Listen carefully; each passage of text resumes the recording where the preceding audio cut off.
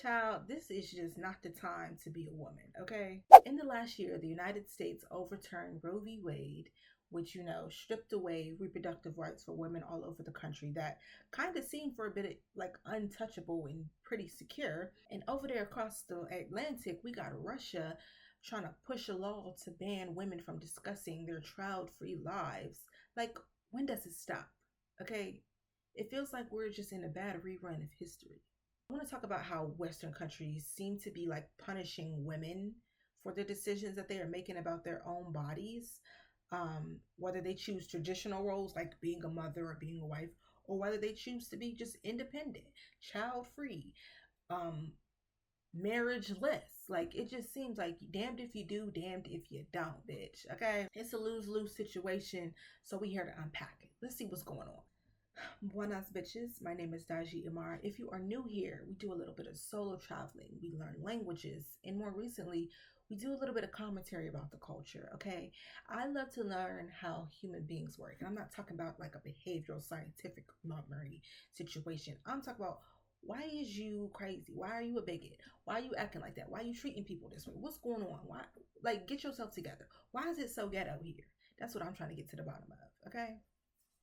Let's do this. So we're going to get in today's video essay, The War on Women's Choices, okay?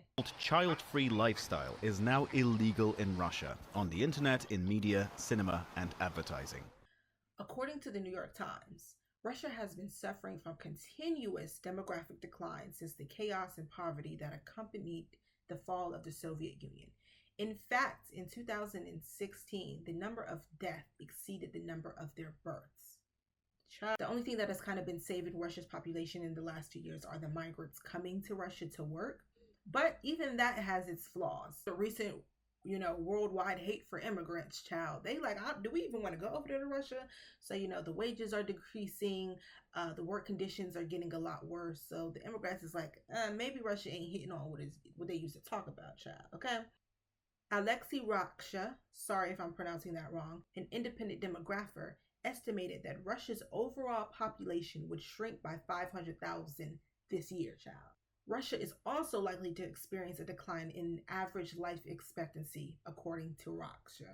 But how does banning child-free propaganda even have any effect on all of this? What's going on? What's the impact? Spoiler, it doesn't. It doesn't. This is politics, baby.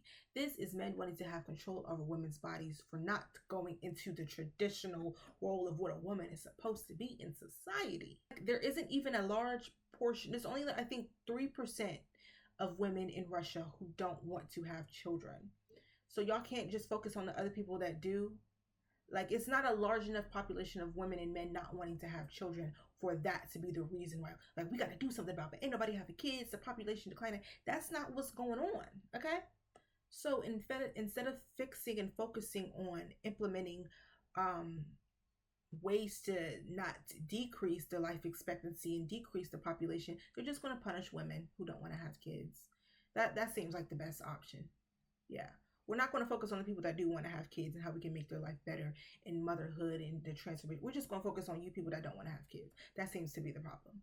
I have seen a couple other creators talk about this, and I think it's really important for me to acknowledge that Russia is set to ban conversations, discussions, propaganda, what they call propaganda, about child-free lifestyles. They think that anything that is non-traditional will be set to have a fine of $4,100 US, the equivalent to about 400,000 rubles. And I think that this is really fascinating because this not only affects women, but this also affects same-sex couples. This also affects anyone who cannot have a child and then also finds confidence in the fact that maybe they're not able to reproduce, but they can still find happiness in life. They are doing this in an aim to bring up the birth rate because the birth rate is the lowest it has been in about 25 years. The majority of these women are claiming that financial security is a main reason why they don't want to reproduce, and instead of creating programs and social programs in order to support those women, support those families, they just tell women to shut the fuck up, which is not new. We're very used to this. However, this is why I come on a platform like this and I have these conversations about what I do with my life that is very different from the external environment. Because I think oftentimes women are just programmed to believe that it is one way, and clearly Russia is trying to do that.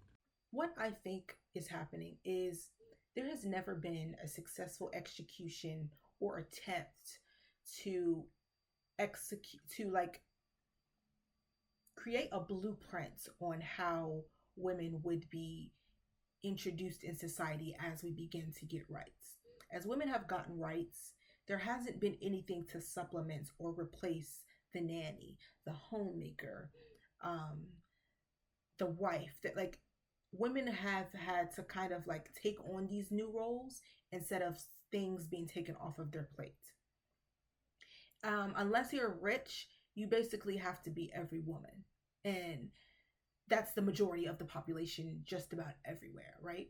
So what is happening is women are being like, wait, this isn't a fair game. I have to be the wife, the homemaker, the majority parent, because let's be honest, most of these men are not taking care of their kids at the same capacity women are.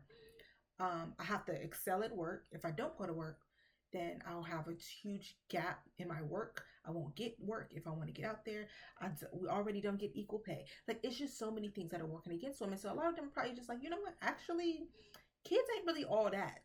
Marriage ain't really all that. I got my own rights. I can have my own bank account. I can get out an apartment on my own, a home on my own. I can excel in my career.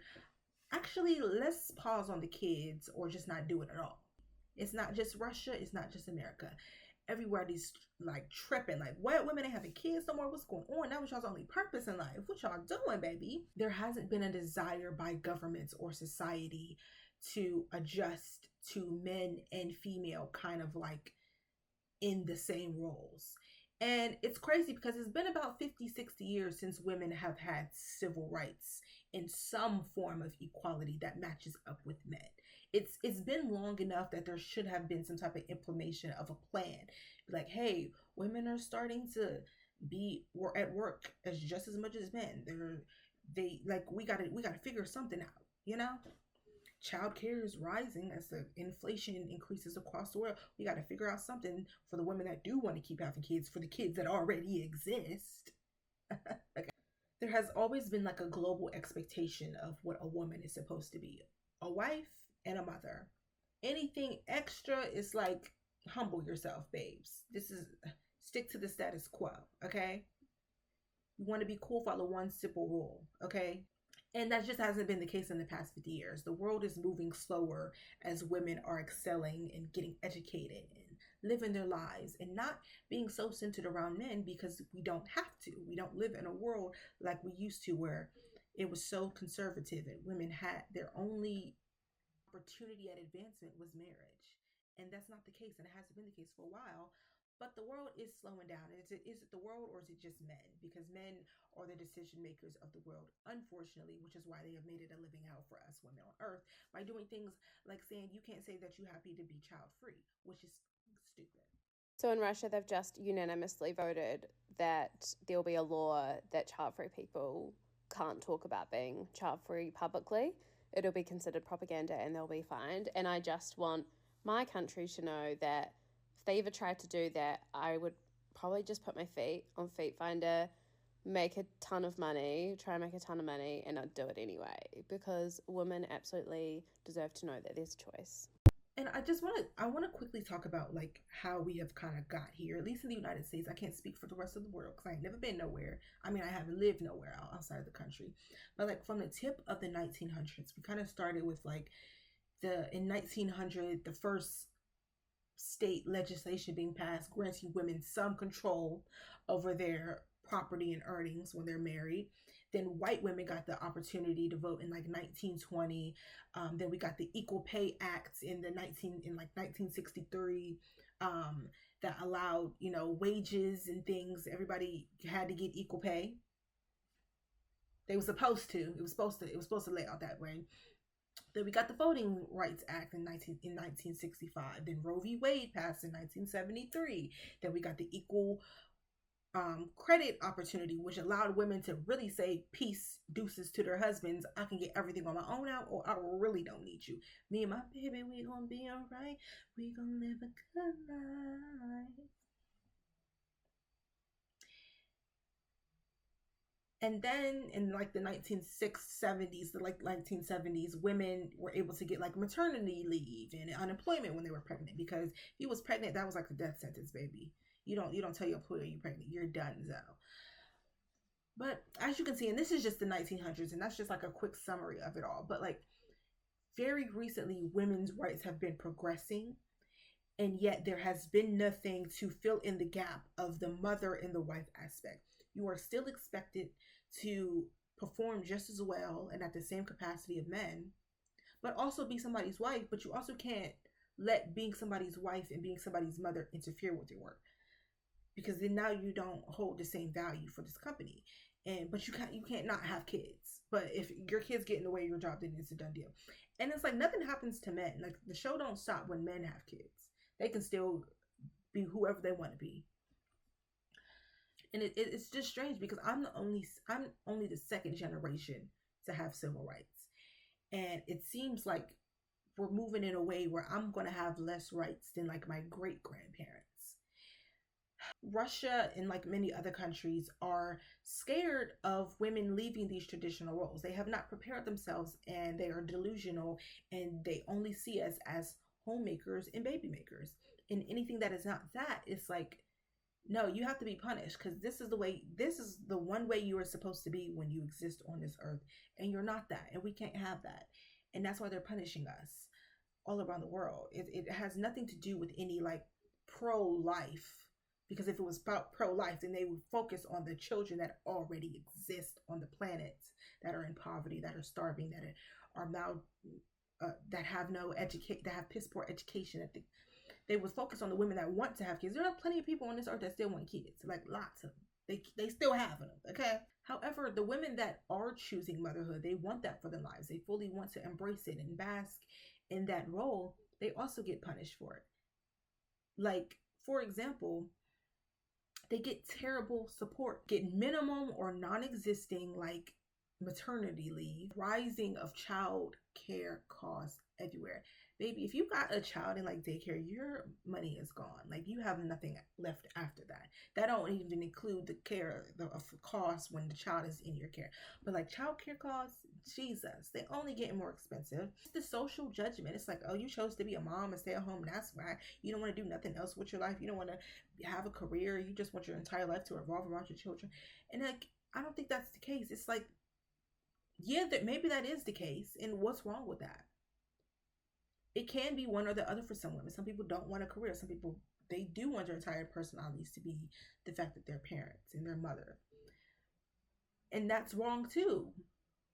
So it's like, how does this make sense? Like the society and governments want women to continue having children, but they're not going to support them when those children come on earth. Like, how that makes sense? So like, what does it mean when both choices, motherhood and self-determination or independence, are punished?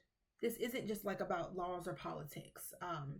It's about like the persistent idea that a woman's value is strictly their willingness to serve others. Women should be 110% selfless. They shouldn't think about themselves. It should be about a man or raising the next member of society. That's your only worth as soon as you were born. That's your destiny. And should that destiny change, you're getting, slammed. And should it be that destiny, it's like, ugh, that's all you want to be? Yuck. Like we're not meant to take up too much space in this society. So they punish us by being like, oh, you think that you about to be ambitious and actually make something of yourself that isn't being attached to another human being? Oh, we got something for you, honey. We got something for that ass. Choosing yourself as a woman in this world shouldn't be a revolutionary act. It should just be something. It shouldn't be this thing. It shouldn't be a thing. Why is it a thing? Unfortunately, that seems to be the reality.